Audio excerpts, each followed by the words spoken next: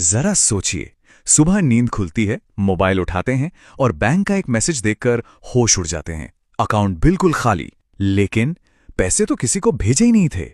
ये कैसे हुआ? ये देखना कितना शॉकिंग हो सकता है ना? एक झटके में पूरी मेहनत की कमाई गायब। कोई गलती भी नहीं की, कोई ट्रांसफर भी नहीं किया, फिर भी बैलेंस जीरो। तो बड़ा सवाल यही है कि आखिर ये होता कैसे है? कोई बिना हमारी मर्जी के हमारे पैसे कैसे निकाल सकता है?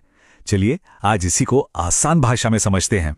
देखिए, ये जो फ्रॉड करने वाले हैं ना, वो बैंक अकाउंट तक पहुंचने के लिए मोटे तौर पर 3 तरीकों का इस्तेमाल करते हैं। आइए एक एक करके इन तरीकों को समझते हैं। सबसे पहला और सबसे आम तरीका है फिशिंग अटैक। इसकी शुरुआत होती है एक फर्जी मैसेज से, जिसे खास तौर पर डराने या फिर लालच देने के लिए बनाया जाता है। इन मैसेजेस में एक बात कॉमन होती है, जल्दबाजी। ये हमेशा एक तरह की इमरजेंसी दिखाते हैं, आपको घबराहट में डालने की कोशिश करते हैं ताकि बिना सोचे समझे उस खतरनाक लिंक पर क्लिक कर दिया जाए। और बस यहीं पे पूरा जाल बिछा होता है।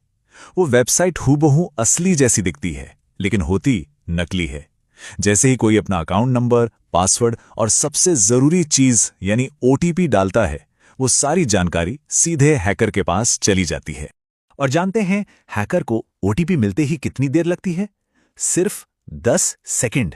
जी हां, सिर्फ 10 सेकंड के अंदर पैसा ट्रांसफर हो जाता है, इतनी तेजी से कि कुछ समझने का मौका तक नहीं मिलता।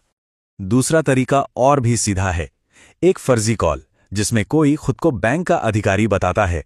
वो डराता है, कहता है, सर ओटीपी बताइए नहीं तो आपका अकाउंट ब्लॉक हो जाएगा। और जैसे ही कोई डर कर ओटीपी बताता है, खेल खत्म। और तीसरा तरीका है मैलवेयर, मतलब कोई गेम या किसी काम के लिए एक अनजान ऐप डाउनलोड कर लिया और उस ऐप ने फोन का पूरा कंट्रोल हैकर को दे दिया। अब वो आपकी स्क्रीन देख सकता है, आपके पासवर्ड्स देख सकता है और बड़ी आसानी से अकाउंट खाली कर सकता है। तो इन सारे हमलों के पीछे की असली जड़ क्या है? असली कमजोरी कहाँ है? आपको शायद ये जानकर थोड़ी हैरानी होगी कि ये वो नहीं है जो ज्यादातर लोग सोचते हैं। तो सबसे जरूरी बात यही है, ये अटैक किसी बहुत ही हाई-फाई टेक्नोलॉजी की वजह से नहीं, बल्कि हमारी ही किसी छोटी सी गलती की वजह से होते हैं। और ये फ्रॉड करने वाले बस हमारी उसी एक गलती का इंतजार करते हैं। यहां पर फर्क बिल्कुल साफ दिखता है। एक तरफ वो लोग हैं जो अनजान लिंक पर क्लिक कर देते हैं, या कोई ओटीपी पूछने पर बता देते हैं, या कोई भी ऐप डाउनलोड कर लेते हैं। और दूसरी तरफ है सुरक्षित यूजर्स जो हमेशा अलर्ट रहते हैं। तो ठीक है, अब जब हम प्रॉब्लम समझ गए हैं तो सॉल्यूशन की बात करते हैं। खुद को बचाने के लिए आखिर क्या किया जा सकता है? ये 4 नियम आपके डिजिटल ढाल हैं, आपका प्रोटेक्शन शील्ड। इन्हें बस गांठ बांध लीजिए। ओटीपी किसी को कभी नहीं बताना है, अनजान लिंक पर क्लिक नहीं करना है।